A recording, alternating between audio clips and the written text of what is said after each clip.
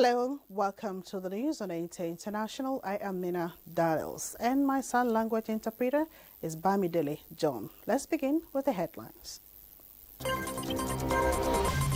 Universal Basic Education Commission raises concern over 250 billion naira unutilized funds by state governments. Nigerian Safety Investigation Bureau commits to improving transportation safety across all modes in Nigeria. Plus, Japan's ruling coalition loses majority in upper house, but Prime Minister Shigeru vows to stay on.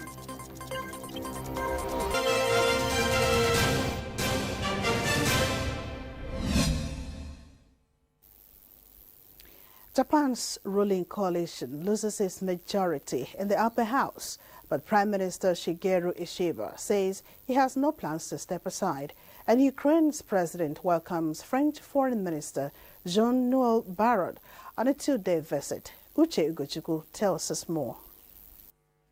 Voters went to the polls on Sunday for the tightly contested election being held at a time of frustration at the coalition of the Liberal Democratic Party and its junior partner Komeito over rising prices and the threat of U.S. tariffs. In a conference at the end of the polls, the Prime Minister said he solemnly accepts the harsh results, but that his focus was on trade negotiation. Reports say, having lost its majority in Japan's more powerful lower house last year, the defeat will undermine the coalition's influence. The ruling coalition needed 50 seats to retain control of the 248 seats upper chamber, but ended up with 47. The Constitutional Democratic Party, the main opposition, came in second with 22 seats. Half of the seats in the upper chamber were being voted on in Sunday's election, with members elected for a 6-year term. Elsewhere, France's Foreign Minister Jean-Noel Barrot is in Kyiv for a 2-day visit aimed at supporting Ukraine in its fight against Russia's invasion. In the wake of the unprecedented sanctions adopted by France and the European Union against Russia, the minister is to take stock of France's support for Ukraine. The EU on Friday adopted a sweeping new package of sanctions on Russia over the Ukraine war, lowering its price cap on Russian oil exported to third countries to 15% below market value. France has contributed to help fix a radiation cover at the Chernobyl nuclear plant in Ukraine, allegedly hit by a Russian drone in February in an attack that did not result in any radiation being released. Uche Ugochukwu, NTA News. And China confirms that top leaders from the European Union will visit on Thursday for a summit as the two major trading partners seek to smooth over a series of trade disputes. President of the European Council, Antonio Costa, and President of the European Commission, Ursula von der Leyen, will be received by President Xi Jinping. Premier of the State Council, Li Qiang, and the two EU leaders will jointly chair the 25th China-EU summit. The summit is scheduled to mark the 50th anniversary of the establishment of diplomatic ties between Beijing and Brussels.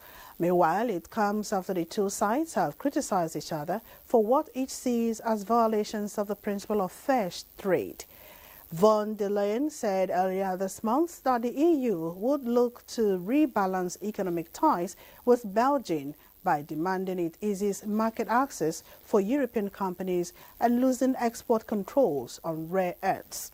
Belgium's foreign ministry responded by urging the bloc to properly handle divergences and frictions, as well as establish a more objective and rational understanding of China. The House of Representatives Committee on Renewable Energy has summoned the Director General of Nigerian Nuclear Regulatory Authority and that of Atomic Energy Commission to appear before it this Wednesday for detailed reports on their activities. National Assembly correspondent Mohammed Rabi Ali reports that this was the fallout of the committee's oversight visits to the two agencies. Apart from lawmaking, the legislative arm also oversight agencies of government to ensure check and balance. The House Committee on Renewable Energy is here to oversight the activities of the Nigerian Nuclear Regulatory Authority, its expenditure, among other issues. The interface was cut short due to absence of necessary documents before the committee by the agencies. Because, for example, the IGR, we don't know how much we are generating because they are mopping up 100%. So we have to ask them, they will ask us to go to central bank. So it's very difficult to get records now, sir. We don't know what you are generating. We don't know, sir. Yes, sir. Is it of an organization? Yes, sir. I promise this will not repeat itself. It is not because we are incompetent or not willing to, but things happen, you never can really tell why like this. Nobody is keen on witch hunting anybody. On the contrary, we owe you a duty of care to ensure the sources of the reasons why you are set up, by government. The committee thereafter summoned officials of the two agencies to submit their documents not later than 24 hours and appear before it Wednesday this week. In Abuja, Muhammad Rabiu Ali, NTA News. And big tech companies responsible for online and digital payment platforms self-regulate quite all right, but the cyberspace is still a risky environment as online scams, cyberbullying, misinformation and data breaches still exist. In response to this, the National Information Technology Development Agency, NITDA, is engaging stakeholders, including lawmakers from the National Assembly and civil society organizations, in a public hearing to shaping a white paper that will form the basis for a new online harm protection bill. Chimdimma Ndubisi will tell us more. Oh no! What is going on? Just may I come to some Mayo here just informed me that she has lost access to her email account containing important documents.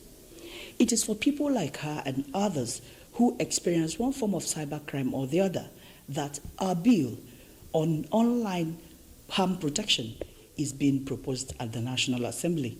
The bill seeks to make handlers of online platforms accountable, secure data of citizens, and minimize their authority on controlling what people see or read by filtering viewed content, which invariably shapes societal opinions. 95% are worried about misinformation. I've been a victim. The spread of false information has fueled real-world violence, demonstrating how online harm can have offline, life or death consequences. This is beyond software development. This is a social engineering thing. So we think of having online harm protection center like a semi-autonomous agency. It must speak the language of trust. It must reflect the lived experiences of the old woman navigating Facebook and WhatsApp. Stakeholders here are quick to clarify that it's not an attempt to gag the social media, but to regulate online activities and protect democracy. In Abuja, Chimdimma Ndubisi, NTA News. The Nigerian Safety Investigation Bureau has reaffirmed its unwavering commitment to improving transportation safety across all modes in Nigeria, including air, marine, rail, and land transport. With its expanded mandate under the NSIB Act 2022, the Bureau is pioneering a new era of multimodal safety oversight, guided by globally recognized investigative practices and a clear mission to prevent accidents by learning from them. The Director of Public Affairs and Family Assistance, Bimbo Olawumi Oladeji, in a statement says the Bureau is finalizing two critical regulatory frameworks, that is, the NSIB Casualty Investigation Regulations for the maritime mode of transport and the Rail and Track Accident Investigation Regulations for the rail sector. This is aimed to create a unified culture of safety across the nation's transport infrastructure through a harmonized, mode-agnostic approach. She says NSIB urges stakeholders, including the Nigerian Maritime Administration and Safety Agency, Nigerian Ports Authority, Nigerian Shippers Council, Nigerian Inland Waterways Authority, National Oil Spill Detection and Response Agency (NASRA), and the Nigerian Railway Cooperation (NRC) to proactively build internal capacity for the adoption and implementation of NSIB safety recommendations. Nigeria has made remarkable improvement in the prevention of mother-to-child transmission of HIV, leading to reduction in pediatric HIV in the country. The National Coordinator, National AIDS, Hepatitis and Stis Control Program, Dr. Adebobola Bashir, said this while briefing newsmen on the update of PMTCT in Abuja.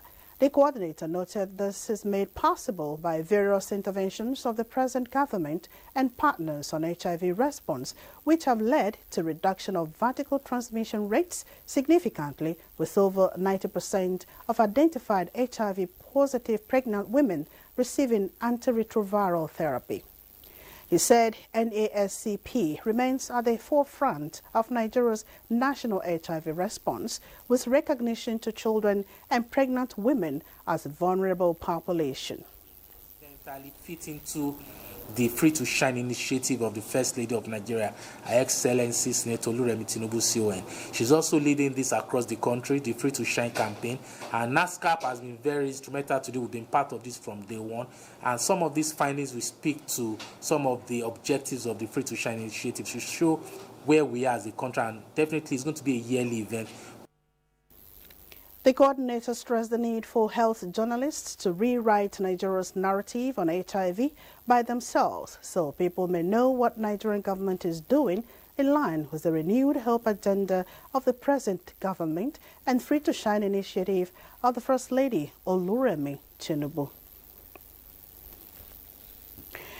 Nigerian Police Force is optimistic that the ongoing leadership and management course for 2025 will equip its officers with the tools needed to lead from the front in its ongoing reform efforts.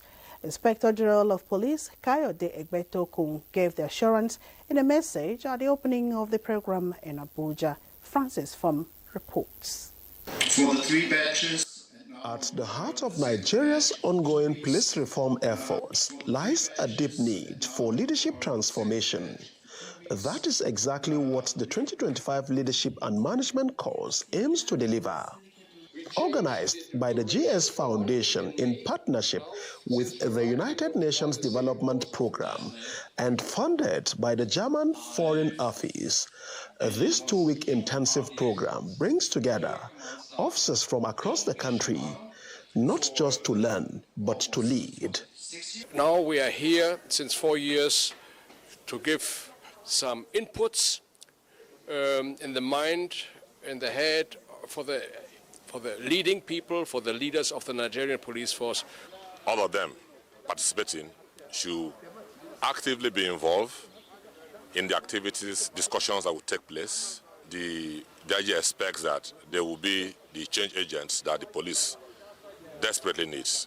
Initially designed for officers from the rank of Assistant Commissioner and above, this year's program has now been expanded to include Chief Superintendents and Superintendents of Police. The police is to be friends to the public.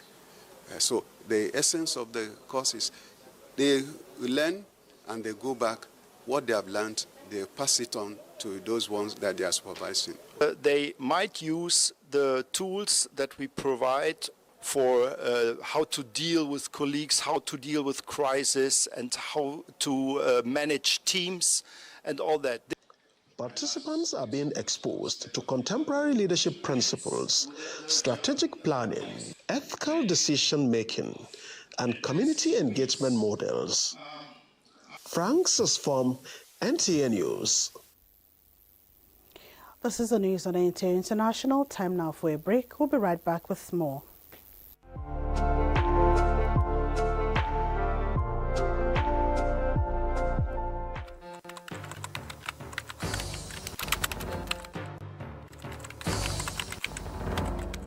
I therefore call on my colleagues, or media professionals and editors, to be discerning in their reportage.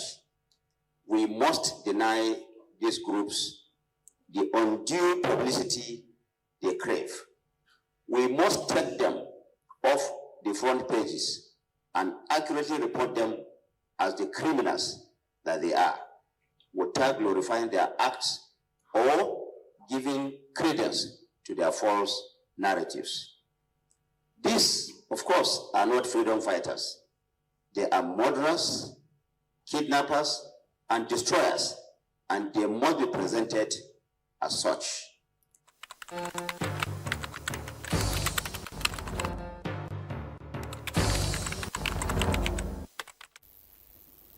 Thanks for joining us again. The National Counter-Terrorism Center, Office of a National Security Advisor, has reaffirmed commitment to interagency cooperation in the fight against money laundering, terrorism financing, and other illicit flows. Defense correspondent Ismail Musa reports that the coordinator of the center, Major General Adamu Garabalaka, said this at an event organized by the Nigerian Financial Intelligence Unit in Abuja. In February 2023, the Financial Action Task Force placed Nigeria on the grey list due to some identified deficiencies.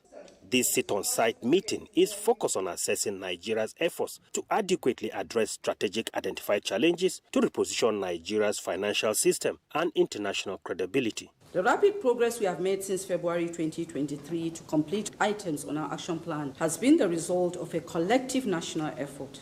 Also delighted to inform you that as a recognition of the excellent work we have all done and our regional and global leadership, the FATF has invited Nigeria to join its guest member initiative. It means that Nigeria will participate under our own flag in the discussions and projects of the FATF for the next year.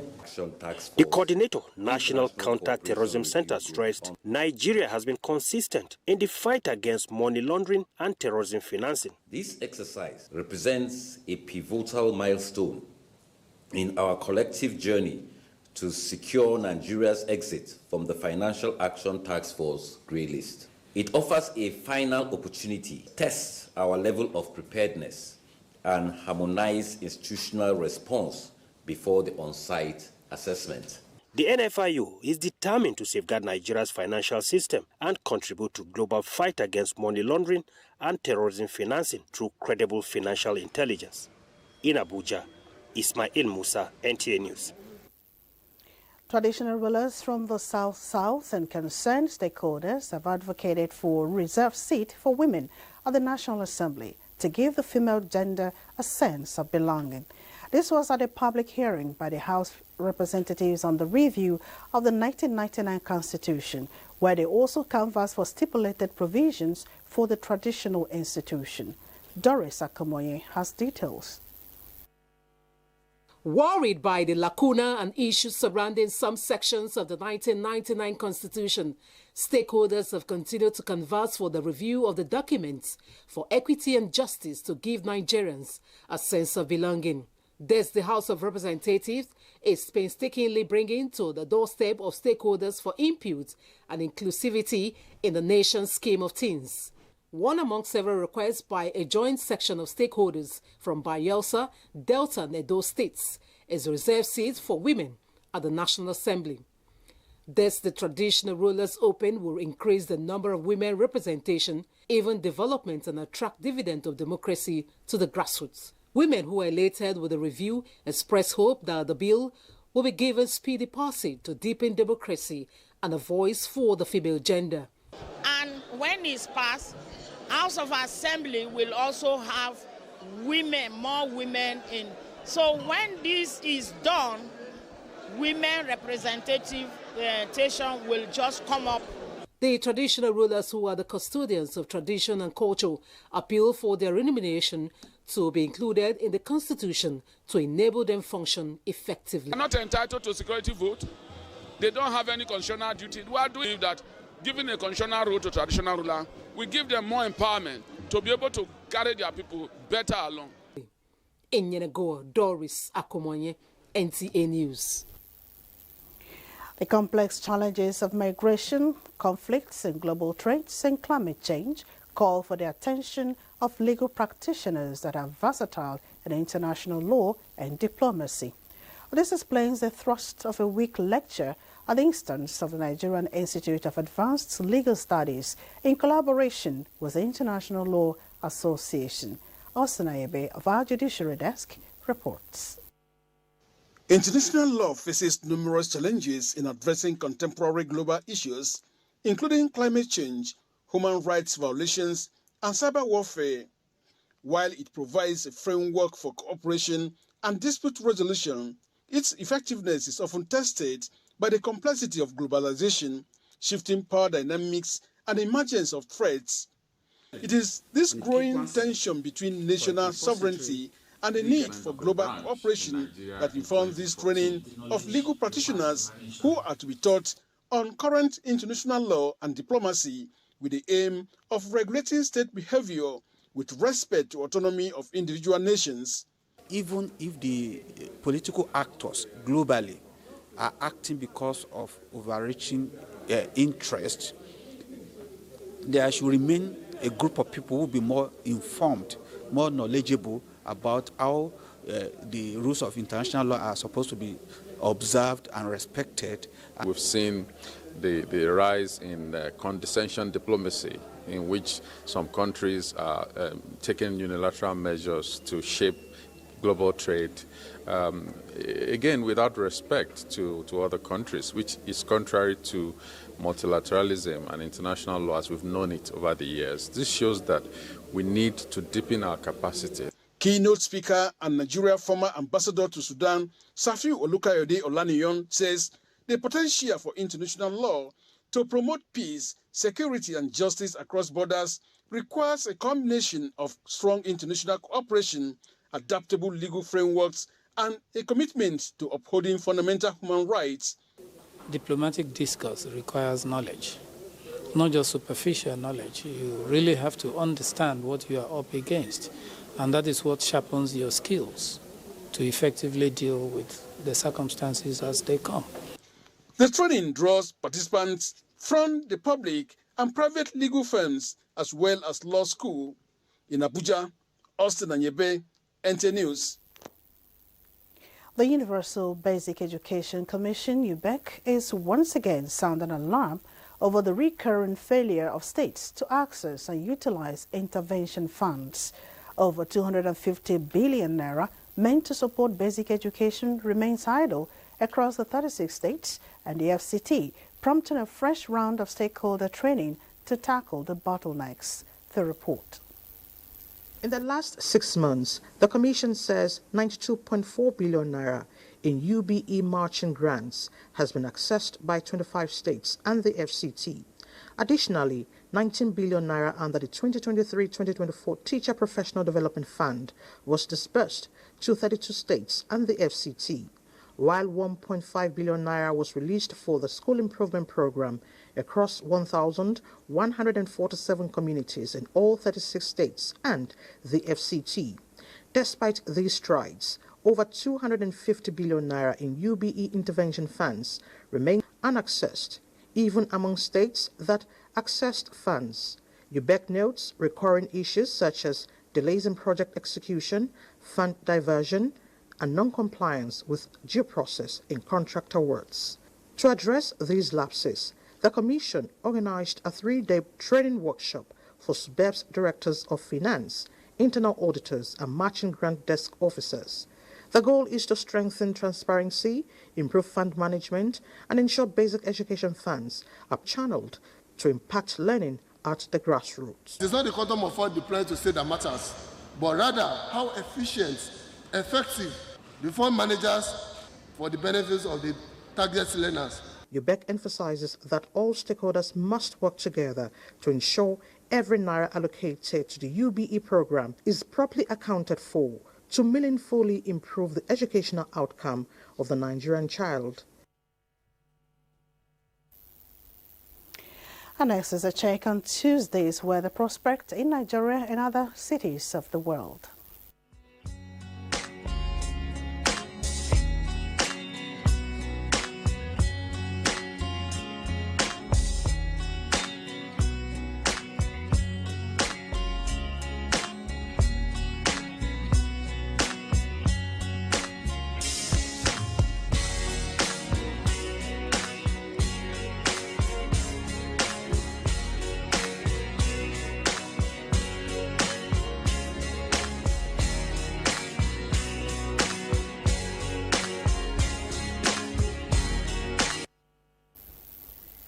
And this is where we end the news. I am Minat Daniels, and of course my sign language interpreter has been Bamidele John. Thanks for watching.